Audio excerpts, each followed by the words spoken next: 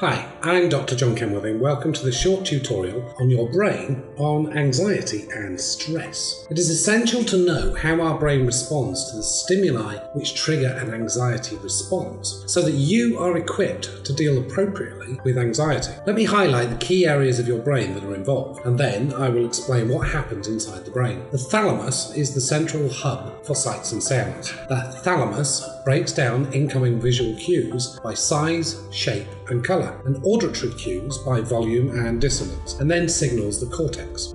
The cortex then gives raw sights and sounds meaning, enabling you to be conscious of what you are seeing and hearing. And I'll mention here that the prefrontal cortex is vital to turning off the anxiety response once the threat has passed. The amygdala is the emotional core of the brain, whose primary role is to trigger the fear response. Information passing through the amygdala is associated with an emotional significance. The bed nucleus of the stria terminals is particularly interesting when we discuss anxiety. While the amygdala sets off an immediate burst of fear, the BNST perpetuates the fear response, causing longer-term unease typical of anxiety. The locus coeruleus receives signals from the amygdala and initiates the classic anxiety response: rapid heartbeat, increased blood pressure, sweating, and pupil dilation. The hippocampus is your memory center, storing raw information from the senses, along with emotional baggage attached to the data by the amygdala. Now we know these key parts, what happens when we are anxious,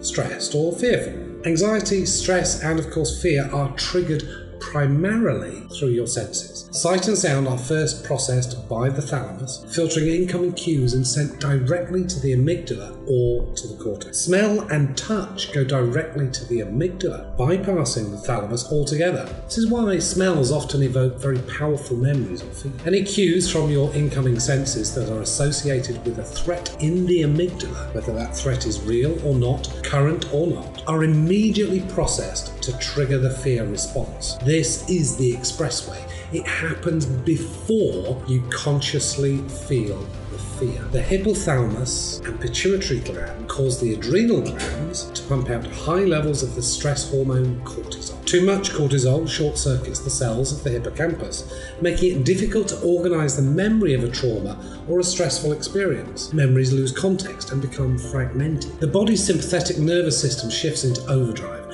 causing the heart to beat faster, blood pressure to rise, and lungs to hyperventilate. Perspiration increases and the skin's nerve endings tingle, causing goosebumps. Your senses become hyper-alert, freezing you momentarily as you drink in every detail.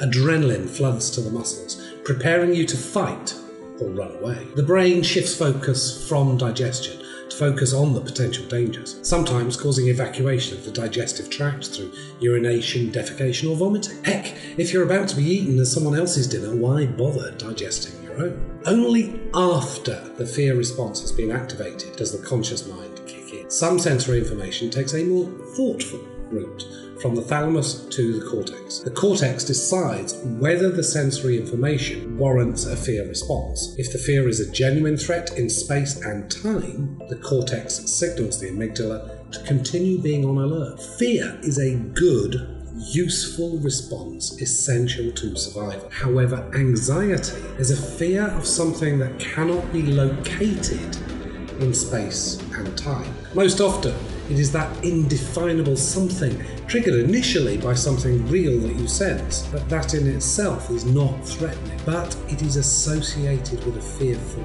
memory. And the bed nucleus of the stria terminals perpetuate that fear response. Anxiety is a real fear response for the individual feeling anxious, and anxiety can be debilitating for the sufferer. Now that you know how anxiety happens in your brain, we can pay attention to how we can deliberately use our prefrontal cortex to turn off an inappropriate anxiety response once a threat is